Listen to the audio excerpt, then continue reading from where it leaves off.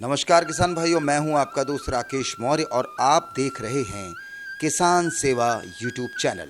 ये चैनल आपका है, आपके ही काम की बहुत सारी बातें हम इसके ऊपर लेकर आते हैं। किसान सेवा में खेती बाड़ी, उद्यानिकी, पशुपालन, बहुत सारे ऐसे आपके काम के विषय हैं जिस पर हम आपको जानकारी देते हैं। हमारे चैनल से जुड़ने के लिए आपसे हम कुछ निवेदन करना चाहेंगे कि हमारे चैनल को आप सब्सक्राइब ज़रूर कर लें ताकि आपको हमारे नए वीडियो की नोटिफिकेशन तुरंत मिल जाए। आज हम आपको जानकारी देंगे कि बटेर पालन कैसे किया जा सकता है। कृषि विज्ञान केंद्र बैतूल बाजार में इसका परीक्षण किया जा रहा है। क्या कुछ हो रहा है इसमें, आइए सीधे आपको लिए चलते हैं वहाँ पर। किसान भाइयों नमस्कार, मैं डॉक्टर संजीव वर्मा, कृषि विज्ञान केंद्र बैतूल में आप सभी का स्वागत करता हूं।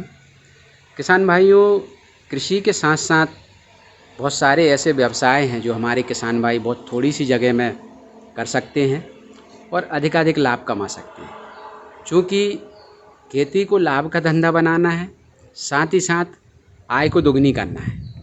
ये हमारी भारत सरकार का अभी मोटो है, डबलिंग फार्मर इनकम। तो डबलिंग फार्मर इनकम में हमारे किसान भाइयों को खेती अकेले पर निर्भर नहीं रहना होगा। वो तो जो खेती की लागत है वहाँ तो कम करके ही उत्पादन में वृद्धि करना ही है।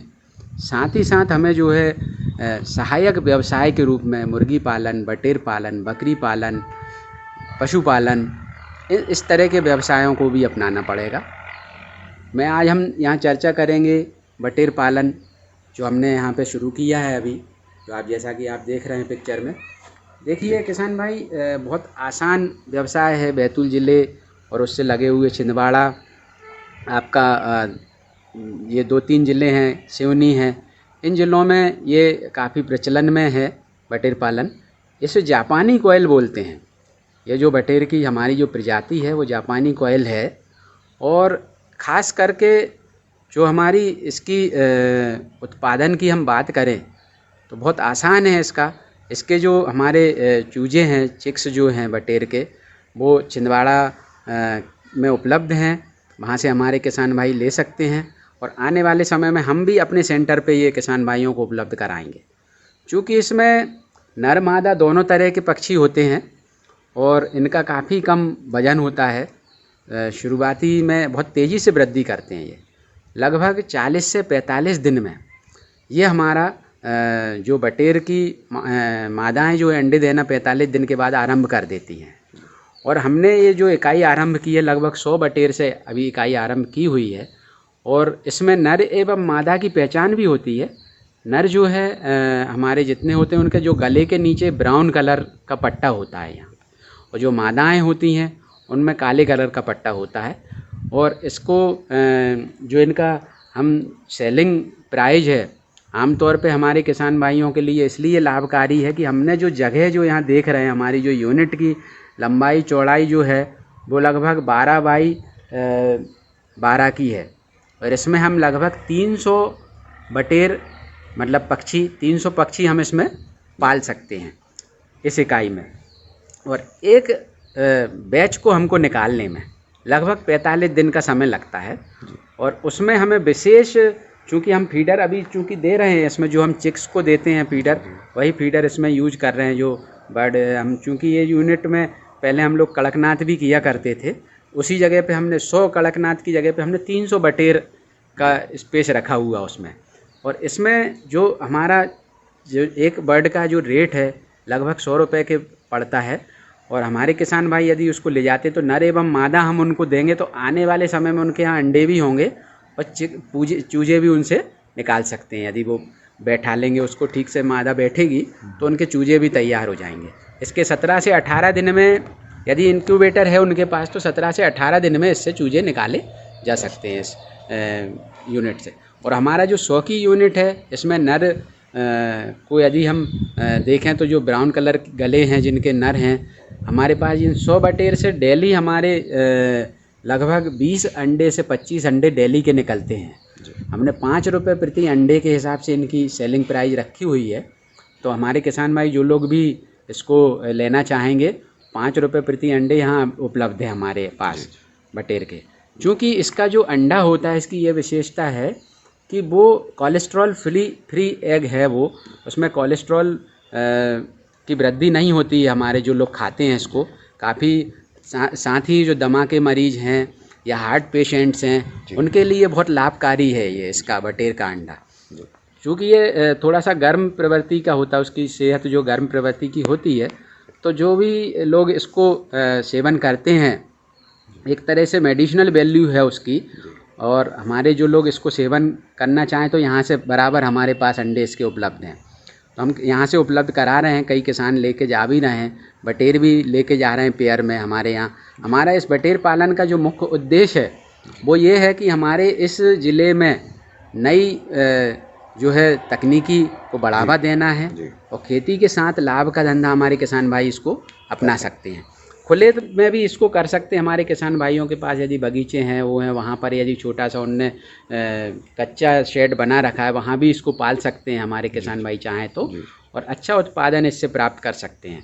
जैसा कि मैंने सेलिंग प्राइस बताई है कि 100 रुपये की एक बटेर हम बेचते हैं और हमने 300 का बैच यदि डालते हैं इस जगह पे हमारे 300 बटेर का बैच हम निकालते हैं एक बार में, तो हम लगभग 9,000 रुपये एक बैच से निकाल सकते। 45 दिन में हमारा जो बैच है तैयार हो जाता है और उससे हम 45 दिन में, या तो यदि हम आगे उसको लेके जाते हैं तो हम आगे भी साल भर तक उसको रख सकते हैं। तो अंडा पालन का जो यदि हमें अंडा लेना तो शुरुआत के 6 महीने में अंडा उत्पादन ज़्यादा होता है इसमें, और 6 महीने बाद अंडे का उत्पादन में गिरावट आने लगती है। वैसे अल्टरनेट डे अंडा देती है बटेर जो है, एक दिन छोड़ के अंडा देती है।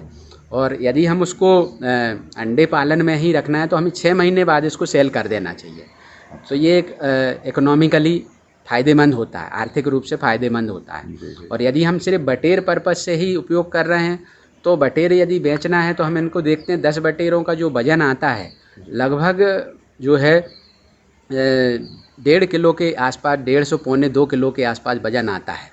मतलब हम देखते हैं कि 150 ग्राम की वज़न उसकी हो जाती है, उस समय हमें सेल कर देना चाहिए उसको, और उस तरह से हमें आर्थिक रूप से वो लाभप्रद होती है।